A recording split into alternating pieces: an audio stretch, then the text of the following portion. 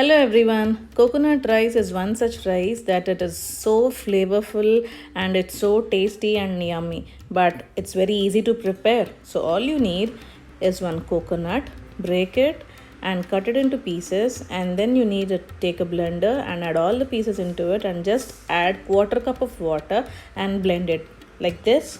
And then on the other hand, take a bowl and add 3.5 cups of water and put it on the stove. On the other hand, take a pressure cooker, add oil, onions and chilies. One medium onion and 4 chilies, turmeric, ginger garlic paste, cumin powder, salt and 1.5 cup of rice. See, the water which we have put on the stove has got nicely boiled. So add the grated coconut into it.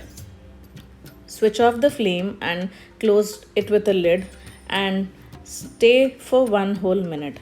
And then take a sieve and add all the water, that is coconut water or coconut milk, into the pressure cooker.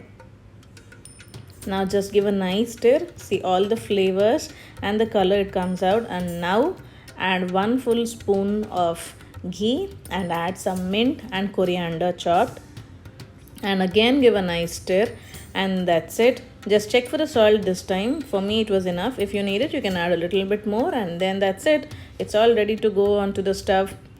Close the lid and then put it on the stove for 5 minutes, and then you'll get this whistle. Just cook it for 2 whistles and then leave it just for 3 minutes, and then our coconut rice is all ready to serve.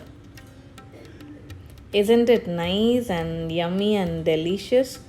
See, I have served this coconut rice to my family with palak or spinach prawn.